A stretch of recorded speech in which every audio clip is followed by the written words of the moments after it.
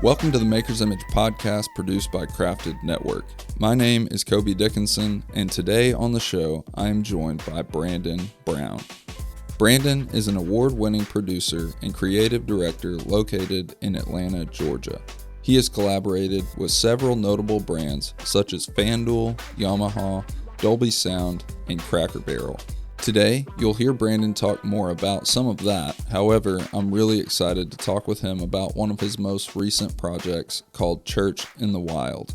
He'll explain what that is and share the heart behind it. Here's episode 9 of The Maker's Image. Brandon, thank you for being on the podcast today, man. I'm so excited about what we're going to talk about today, and we were just talking about this before we hit record, but we've known each other from afar for years now. 4 years, man. It's really exciting to finally be sitting down, having a conversation with you about all the things that God's done in your life, man. So thank you for doing this. Yeah, thank you for having me. I'm super thankful for this. I love the pod. It's funny. I asked you earlier where you were located because I was like, man, if he's like just one state, I'll drive to go sit down. Like I saw the other people like sitting down with you, and I was like, nah, that looks like a great setup. Yeah. Like let me figure this out. And then I found out you were in Texas. Man, well, we'll make sure that happens on down the road. We'll sit down at an actual table, for not sure, a virtual table, and do this for sure. Well, man, you have put your hand in so many different projects, different avenues of creative work, and inside the church, outside the church, so many different things that we're kind of going to work around today and talk through. But why don't we start with you giving a little snapshot of your story, a little bit of your background to kind of set the tone for our conversation. Yeah. So born and raised in Maryland, Virginia, parents from D.C., from Maryland, pretty much just kind of grew up in like, I don't want to say the city, but like, it's weird. It was like suburbs, but yeah, anyway. So grew up an only child for a while, and sister was born with cerebral palsy, and that was kind of like the beginning stages of like learning at a young age what faith looks like. You know, when you have a sister who is a literal miracle baby, should not have been born, should not be here today still. That does something to you when you get to see like real evidence of like, you know, a miracle. So very young age, man, that's kind of what I started experiencing. I'm a pastor's kid. My dad has like kind of done a little bit of everything. My mom as well. Like they've, you know, been in ministry, you know, in the comic book industry. My dad's a screenwriter, producer, like, and then like obviously like regular jobs as well. But it's kind of like all of those, that type of like work or like that work ethic and the creativity has always kind of been within me. And, man, I've just utilized it. You know, I thought I was going to be in the film industry. I went to film school, and found out very quickly that is not an industry I really want to be a part of, at least not in that time. And made my jump into advertising, got straight into agency, worked my way up. And it's honestly like not even something I really like to talk about anymore, just because it just feels like such a small piece of my life, like you know, the job, right? Like there's so much more happening in my life than just like the job. So yeah, man, worked my way up there. Currently right now working at an agency called Right Hand, where I sit as a creative director. And even that in itself is a blessing. I've only ever seen like 2-3 Black creative directors in like the agency space. And the fact that I get to be the fourth is, man, it's kind of wild. So, yeah, man, that's awesome. That's my background. Well, that's cool, man. I know you mentioned that you did have that time in your life where you were kind of doing production work and finding that wasn't really what you wanted to do in that way. But what was the creative avenue that you really started out in? So I'm a writer at heart. I've always Okay. been a writer. I've always written. I remember like early stages of being in elementary school and like writing comic books and like stapling the papers together. I had a friend who would do some like art, and we would kind of tag team it together, and we would take all of those comic books that we made and like hide them in the library, hoping that like people would. This is a true story. I completely forgot about that till just now. But we would like put them in we would put them in the library, and like every once in a while we would go in there and like one would be missing, and we were like, "Oh, somebody checked out our comic book." I couldn't even tell you what they were about, awesome. But I mean, even somebody checked it out. Yeah, that's all that that's matters. all that matters. I don't even know if they checked it back in. Yeah. But we had crazy. So I remember that. But yeah, man, I've just always been a writer. Screenwriter was like something I was super passionate about. I was a guy in like high school, throughout college as well. Specifically being in film school, like. I put down the books to read the scripts. I'm like reading screenplays. My dad has like screenplays, as well from like, Spike Lee films or, 80s, films from the 80s. But I've just always loved picking up a screenplay. That's kind of where I've always been, and I went to film school with the passion for screenwriting. What's one of the projects that has been one of your favorites to date that you've been a part of? I think one of the coolest things I did that I had the opportunity to work on was we did this piece for Arby's years ago when I was working at Edelman, just as like a senior designer.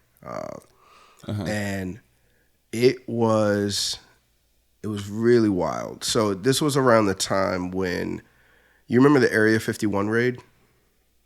Mm-hmm. Remember that? So Arby's had this idea that they wanted to develop a specialized food truck to support the Area 51 raiders. And our task was to follow the food truck and develop like this mockumentary style content piece. Just centered around like just for brand awareness. But it was the weirdest trip I've ever been on. What was it? Hokie, Nevada. And you just had like, you would think that like, I don't even want to disrespect them and say you would think. All of these people believed that like, they're going to go out and find aliens at Area 51. Like all of them. Like there was this one lady I will never forget. She had a lab coat on, and it was like the desert, mind you. And she has this lab coat on, and she's like an alien evangelist. And she's like, she's like telling us, I'll send you the video. She's like telling us that like, not only are they coming back, but they're coming back to take us with them. And she's not laughing. She's not smiling. She's very serious. And her goal is to raid Area 51 to take back the aliens that have been captured so that we can all go together in peace. Like, that was her mission. This is the weirdest thing. Like, we're interviewing these people. They're really crazy. It's one of the most bizarre projects I've ever worked on. Wow. Well, anytime I pass the Arby's now, I'm going to picture that there's aliens in the kitchen putting the stuff together. Oh, man. Crazy. I would love to know what they're doing today. That's the piece we should have done. Where are they now? Where are they now? Oh my goodness. So another project, while we're talking about past projects, I love Cracker Barrel. Like my dream, I've said this for years. Before I die, I want my picture hanging in a Cracker Barrel somewhere. I saw on your list of projects that you've been a part of the Cracker Barrel tiny house project. Yeah. So Cracker Barrel built a tiny Cracker Barrel, and fully functioning, like seats inside, all of the, the decor, literally like it was just a tiny Cracker Barrel. Like, I don't know, it had the porch and everything. So we were, the overall task was to basically just cover it, So, but what was really cool, now that I know that you like love Cracker Barrel, we got to tour the facilities, like the Cracker Barrel facilities. And one of the cool things I did not know was that they have a warehouse full of decor. And what we learned is like they actually have people that that's their whole job. Their whole job is to go out to various different like antique shops and, just like, I don't know if they're doing like yard sales or anything like that, but basically their whole job is to go to these shops and buy Cracker Barrel decor. But man, I'm gonna have to tell my father-in-law about that warehouse, because I think he missed his calling. When we go to Cracker Barrel, he sits there and he says, "You know what that is?" And then I tell him, "No, I have no idea." And then he tells me exactly where it came from, how it's used, and he has 2 of them at his farm. Like, I think he missed his calling. I'm gonna have to tell him that. Yeah. See, I mean, hey man, see if he might have a nice little career pivot in front of him. Yeah, he could be a consultant from afar and just ship him stuff. All right, well let's take a break real quick, and then we'll get back into what I'm so excited for us to talk about today: Church in the Wild. Are you struggling to elevate your church's brand in your local community? Nifty 50 Solutions is your partner in marketing your ministry. From dynamic websites to marketing strategies to obtaining the Google grant, Nifty 50 Solutions is your partner. With over a decade of experience in church and nonprofit marketing, Nifty 50 Solutions can help elevate your church or nonprofit to new heights. Visit nifty50solutions.com and sign up for a free consultation. All right, Brandon, so we have this routine on Maker's Image of the guest playing a rapid fire game. So today you're playing a game called What's Worse? I'm going to give you a situation of 2 bad things, and you tell me which one you think is worse. Okay. I'm ready. All right. I've got 10 of them. And the first one is, what's worse, losing your wallet or losing your phone? Oh, lose my phone all day. I would love to lose my phone. I think losing my wallet's worse. All right, number 2. What's worse, being stuck in traffic or being stuck in a long line? Being stuck in a long line. Really? I have a love-hate relationship with traffic. If I don't have anywhere to go, traffic is great. I can sit here, turn a podcast on, listen to some music, sit in silence, collect myself. Like that, I can do that all day. Let's sit here and enjoy our time. Right. Now, if you lost your phone and then you got stuck in traffic, that may be a little. Gosh, bro. I still have my wallet though, right? Yeah. These don't stack up. That'd like rough, the worst day ever. You just. All right, next one. What's worse, forgetting someone's name or calling them by the wrong name? Oh, wrong name. That's embarrassing. All right, number 4. What's worse, getting caught in the rain without an umbrella or getting sunburned? Oh, sunburn all day. You just reminded me of a terrible story. So, oh wow, yeah. I'm glad I'm just bringing up all this bad stuff. Yeah, thank you, appreciate it. I'm gonna be 100% honest with you. I thought that me being melanated, that I couldn't get sunburned. I didn't know. So I've never been sunburned before. Yeah. Well, before this time. Long story short, we were on vacation somewhere. It was extremely hot, and I'm in the pool. And I looked at her and I said, "Is this pool heated? You feel that?" Oh no! My entire back was completely red. So yeah, thank you for that memory. All right, number 5. Let's move on. Let's get away from that one. Yeah. What's worse, missing a flight or missing an important meeting? Oh, you could book another flight, but the process of even like learning that you just missed your flight is not, there's nothing fun. Number 6, what's worse, accidentally sending a text message to the wrong person or forgetting to attach a file to an important email? Oh, no. The first one is worse. For sure. Yeah, it's got to be that. Number 7, what's worse, eating food that's too spicy or food that's too bland? Oh, too spicy. You can fix bland food. All right, number 8, what's worse, a flat tire in the middle of nowhere or running out of gas in the middle of nowhere? Oh, gas. Gas for sure. All right, 2 more. What's worse, losing your keys or losing your glasses? Wow. If I lose my glasses, I'm canceling this podcast. Like we're not Right. doing it. I can't see you. Yeah. Right. Yeah. Oh, man. But my keys. Oh man. So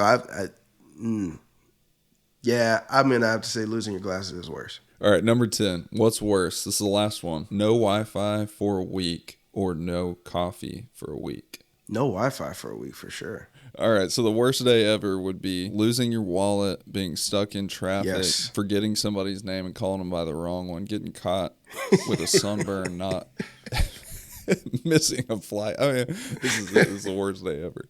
All right, well, thanks for playing the game. Hopefully none of that stuff happens to you today, this week, this month. I wouldn't wish any of that on you. So hopefully none of that happens today, man. But thanks for playing. All right, so now that we've kind of talked about some of your background and talked about some of the projects that God's put in your path along the way, I wanted to talk about one of the most recent projects that you've put together that I'm really excited about you sharing about today. It's called Church in the Wild. It's a very unique project that I'm really excited about, that I've enjoyed following from afar. Why don't you kind of break it down for us, explain to us what Church in the Wild is, and we'll go from there. Cool. Yeah, Church in the Wild is a missional ministry helping people meet Jesus where they are and building community in new spaces. So it's really about us returning back to our missional assignment here on earth. And which is, I feel like we've, as a whole, we've gotten very much caught up in like cultural Christianity, and a lot of what that means being, really good at playing the part, really good at, going to church and doing the things that many other religions would tell you, you're doing all the right things, to one day be accepted into an eternity. But I think we've kind of adopted this culture that, there's a bunch of different things that we need to be doing, and a lot of people, friends, myself included, you go to church, you keep going to church, you go to Bible studies, you go to small groups, and every single time you leave, you're still just as empty as you were, when you arrived, and the only time you really felt alive is when you were in those spaces, So our goal is to teach people, encourage people and equip people, in what it means to be, a missionary in your own community. It's something that I'm super passionate about. Out of everything that I've ever done, Church in the Wild might be the best project I've ever worked on. And I'm thankful that, Taylor and I, we get to be able to do this together. We were just sitting in our, it was like maybe two and a half, maybe 3 years ago now.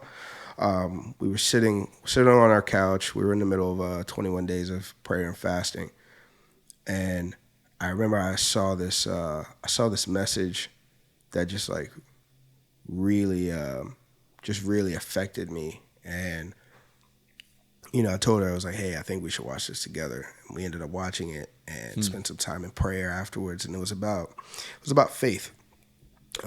Like, what do you have faith for in this season? And like, what do you have faith for the Lord to do through you?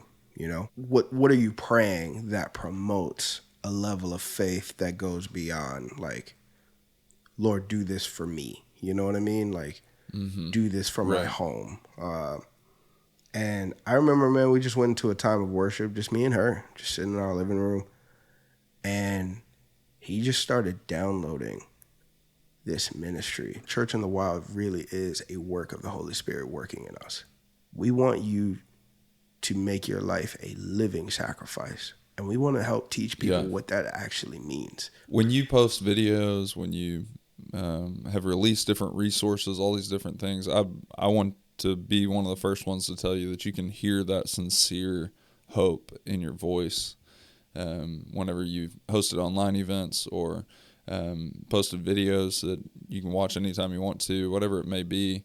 I can sense that sincere hope from you, from the leader of Church in the Wild. And I love that the thought behind everything you do is missional living. So you have YouVersion reading plans, you have videos online, you have resources on the website, a number of things, but they all revolve around this missional living idea that you were just kind of explaining. So why don't you kind of break that down for us a little bit and how those resources come into play? Yeah. Right now, we have a few different things in the works that we've kind of like made them like our staples. So like our devotionals is going to always be something that we're going to put out. Wild Nights is an online experience made for you to just kind of really soak in the presence of the Holy Spirit, get to know who He is, encounter Him for, hopefully the first time, and for others, another time. But then also just, it's a time to like really come and gather and be inspired and empowered to like really live this thing out. Last year we did our first Wild Nights, and man, we didn't plan this, but there were like homes that actually gathered. Really? Yeah, man, it like rocked me. Like I thought we were the only home that gathered. We had a bunch of people here. Yeah. My parents came, my wife's parents came, our sisters came, friends, fam. Like it was cool. Like we had a like watch party. Yeah. Like we had an actual worship night in our home. What we did not know, bro, was that we didn't know other people were doing the same thing.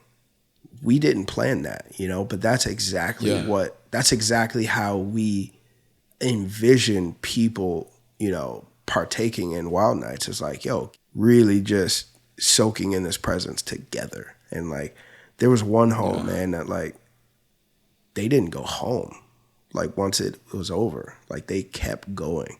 Our goal is to, continue to capitalize off that. And honestly, we just want to be consistent. I didn't get to watch it live or when it was originally released, but I watched it afterwards. And I loved how it seemed so focused and sincere. Yeah. And you can't replicate that if it's not from a real place. So is there another Wild Night on the horizon that you're looking towards? Yeah. So we're rolling it out now for October. Okay. We're really, really excited for this one. This is going to feel probably even more intimate. It's slightly more stripped down. It's way more intimate this time. Like I think before we were trying to figure out like, how do we, like, what is this supposed to look like? How do we do this? What does it sound like? And like, I think we did a great job. But instead of like, it's so funny. Instead of like going up and improving up, we like came down. And we're like, all right, cool. So we started with like 4 people. What if we just did one? Like, what if we did one person where like we allow this person to say, hey, we want to give you space for the Holy Spirit to move. Yeah.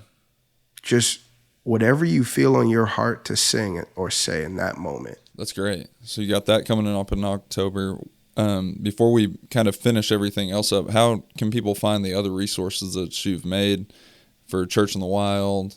Obviously, I already mentioned the reading plans on YouVersion, but what about the others, the other resources you have as well? Yeah. You can find us on Instagram at churchinthewild.tv. And that's also our website as well, churchinthewild.tv. Not .com, not .co, .tv. Yeah. And you can find our resources there. You can find our devos on YouVersion there as well. All of our videos, all of our content, we've got everything there. So, and then my personal page is thisisbrandon.co. Well, that's good, man. I'll put all of that in the show notes too as well, so that people can connect with you and follow along with Church in the Wild. I'm so excited about all of the things that you've already done and excited about what's coming up on the horizon. Yeah. Man, I appreciate you. I appreciate your heart for ministry and the way that your creative gifting and your heart for the Lord come together in everything you do. So Thank you. Thank you for talking about all of this today. Thank you. I appreciate you as well. Appreciate this pod. Appreciate the platform. Yeah, let's do this again. Well, and I promise that when we do another game, I won't do like the worst. Maybe I'll do what's best. Like, thanks, Brandon. I appreciate you, man. Yeah, thank you. Thank you for allowing me to be here. Thanks for listening to the show today. I hope you leave this episode feeling encouraged and inspired. If you haven't already, be sure to subscribe to the show now and turn on notifications so you don't miss new episodes. To find our other resources or to learn more about Crafted Network, visit craftednetwork.org.